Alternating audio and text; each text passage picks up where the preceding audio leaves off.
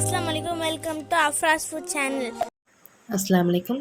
இன்றைக்கி நம்ம சேனலில் இஃப்தார் ஸ்பெஷலாக ரொம்ப ட்ரெண்டிங்கான ஸ்ட்ரீட் ஃபுட் ரெசிபி மன்னடி ஃபேமஸான கேண்டி சிக்கன் எப்படி செய்யுதுன்னு பார்க்கலாம். இது செய்கிறதுக்கு ஒரு பேக்கெட் பிரெட் ஸ்லைசஸ் எடுத்துக்கலாங்க. மில்க் பிரெட் இல்லை சாண்ட்விச் பிரெட் எது வேணால் நம்ம எடுத்துக்கலாம். இப்போது ஒரு சின்ன கட்டர் ரவுண்ட் கட்டரை எடுத்து இந்த மாதிரி நடுவில் கட் பண்ணி எடுத்துக்கலாம். நம்ம கேண்டி ஷேப் வரணுங்கிறதுக்காக இந்த மாதிரி நம்ம கட் பண்ணி எடுத்துக்கிறோம். ஒரு பீஸ் கேண்டி சிக்கன் செய்கிறதுக்கு 2 பிரெட் ஸ்லைசஸ் தேவைப்படும். அதே போல் உங்களுக்கு எத்தனை ஸ்லைசஸ் தேவைப்படுதோ அது மாதிரி நம்ம கட் பண்ணி எடுத்துக்கலாம். நம்ம கட் பண்ணி இருக்கிற இந்த ஓரங்கள் எல்லாத்தையும் தனியாக சேவ் பண்ணி வச்சுக்கலாங்க. இது பிரெட் க்ரம்ஸாக செஞ்சுக்கலாம். அடுத்ததாக நம்ம கேண்டி சிக்கனோட அவுட்டர் லேயருக்காக ஒரு பேட்டர் ரெடி பண்ணிக்கலாம்.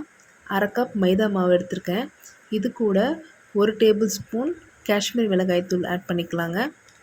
அது இல்லாட்டி கூட தனி சிகப்பு மிளகாய்த்தூள் நல்ல கலர் வர மாதிரி இருந்துச்சுன்னா அதை சேர்த்திக்கோங்க. இதுக்கு தேவையான அளவுக்கு உப்பு சேர்த்திட்டு நல்லா மிக்ஸ் பண்ணிவிட்டு கொஞ்சம் கொஞ்சமாக தண்ணி ஆட் பண்ணி நல்லா ஒரு பஜ்ஜி மாவு பதத்துக்கு நம்ம மிக்ஸ் பண்ணி எடுத்துக்கலாங்க.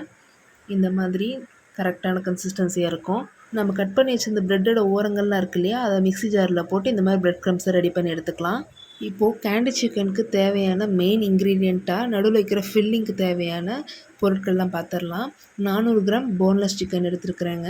ஒரு ஃபுட் ப்ராசஸரில் இல்லாட்டி மிக்ஸி ஜார் பிளெண்டரில் வந்து ஆட் பண்ணிக்கோங்க நீங்கள். இது கூட ஒரு 2 வெங்காயம் உரித்து கட் பண்ணி வச்சுருக்கேன், அதையும் இதில் சேர்த்திக்கிறேன். பெரிய வெங்காயத்துக்கு பதிலாக சின்ன வெங்காயம் சாம்பார் வெங்காயம் இருக்குது இல்லைங்களா, அது கூட நம்ம சேர்த்திக்கலாம். இன்னும் நல்லா டேஸ்ட் கொடுக்கும். இதில் பட்டை கிராம்பு ஏலக்காய் எல்லாத்தையுமே வறுத்து நல்லா பொடி பண்ணி வச்சுருக்கேங்க. அதுலேருந்து ஒரு 1/4 ஸ்பூன் வந்து சேர்த்திக்கிறேன். இது கூட ஒரே ஒரு முட்டை, நாட்டு முட்டையை உடச்சி ஊற்றிக்கிறேன். நீங்கள் நார்மல் முட்டையை ஆட் பண்ணிக்கலாம். இதில் ஒரே ஒரு டேபிள் ஸ்பூன் இஞ்சி பூண்டு விழுது சேர்த்திக்கிறேன். இப்போது இந்த மசாலாவுக்கு தேவையான அளவுக்கு உப்பு சேர்த்திக்கலாம். இது கூடவே மிளகுத்தூள் ஒரு 1/2 ஸ்பூன் சேர்த்திக்கிறேன். இது கூட காரத்துக்கு 2 ஸ்பூன் தனி மிளகாத்தூளும் 1/4 ஸ்பூன் மஞ்சள் தூளும் சேர்த்துக்கிறேங்க.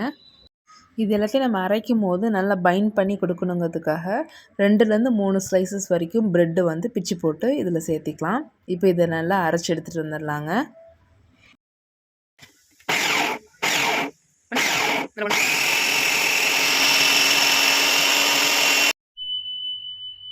இப்போது நம்மளோட ஃபில்லிங் ரெடி ஆயிடுச்சு. இனி இது எல்லாமே நம்ம நீட்டாக அரேஞ்ச் பண்ணிக்கலாம். இதுக்கு ஒரு ஐஸ்கிரீம் குச்சி இருக்கு இல்லையா, அது ஒரு 10 போல் நான் எடுத்து வச்சுருக்கேன்.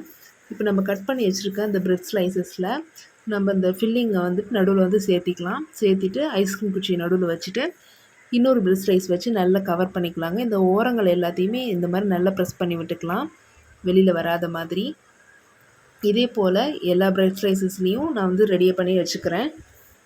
இப்போ நம்ம ஃபைனல் கோட்டிங் கொடுத்துடலாம். நம்ம ரெடி பண்ணி வச்சுருக்க ப்ரெட் ஸ்லைசஸ்ஸு, அப்புறம் மேலே கோட்டிங் கொடுக்கறதுக்காக அந்த பேட்டர், இந்த பக்கம் ப்ரெட் க்ரம்ஸ். இப்போ நம்ம ஒவ்வொரு செட்டாக எடுத்து நம்ம ரெடி பண்ணி வச்சுருக்க அந்த மைதா மாவு பேட்டரில் நல்லா முக்கி எடுத்துடலாம். ஓரங்களை ஃபுல்லாக நல்லா கவர் ஆகிற மாதிரி எல்லா இடத்துலையும் படுற மாதிரி நம்ம ஒரு ஸ்பூன் எடுத்து நல்லா எல்லா இடத்துலையும் படுற மாதிரி கவர் ஆகிற மாதிரி ஊற்றி விட்டுக்கலாம். ஒரு ஃபோர்க் ஸ்பூனால் தூக்கி வச்சு எக்ஸ்ட்ரா இருக்கிற அந்த பேட்டர்லாம் கீழே வந்து விழுந்துட்டோம். அதுக்கப்புறம் நம்ம அந்த பிரெட் க்ரம்ஸில் போட்டு நல்லா பரட்டி எடுத்துக்கலாம். இப்படி நம்ம பிரெட் க்ரம்போட கோட்டிங் கொடுக்கறதுனால தாங்க இந்த கேண்டி சிக்கனுக்கு நல்ல ஒரு மொறுமொறுப்பான கிறிஸ்பியான ஒரு டெக்ஸ்சர் வந்து நம்மளுக்கு கொடுக்கும்.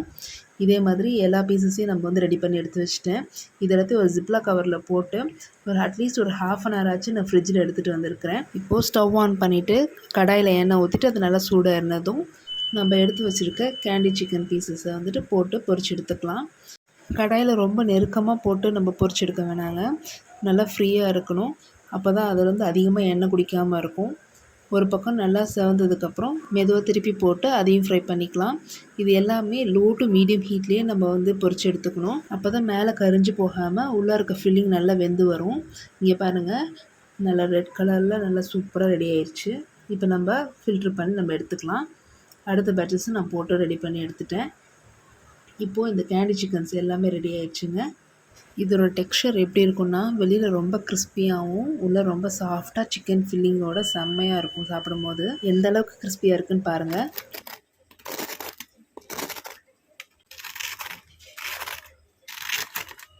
இது நம்ம அப்படியே சாப்பிட்லாம். குழந்தைங்களுக்கு சர்வ் பண்ணுறதுனால கொஞ்சமாக கெச்சப்போடு சர்வ் பண்ணியிருக்கேன் நான். இதை மட்டும் உங்கள் வீட்டில் செஞ்சு கொடுங்க. குழந்தைங்கள்லேருந்து பெரியவங்க வரைக்கும் நானும் போட்டி போட்டு எல்லாத்தையும் காலி பண்ணிடுவாங்க. செஞ்சு கொஞ்ச நேரத்தில் எல்லாமே காலியாக போயிடுச்சுன்னா பார்த்துக்கோங்களேன். இதோட டேஸ்ட் எப்படி இருந்துச்சுன்னா அவ்வளோ சூப்பராக இருந்துச்சுங்க.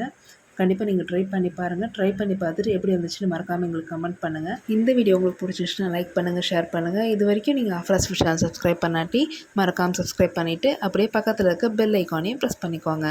ஜஸாக்கல்லாஹு ஹைர்.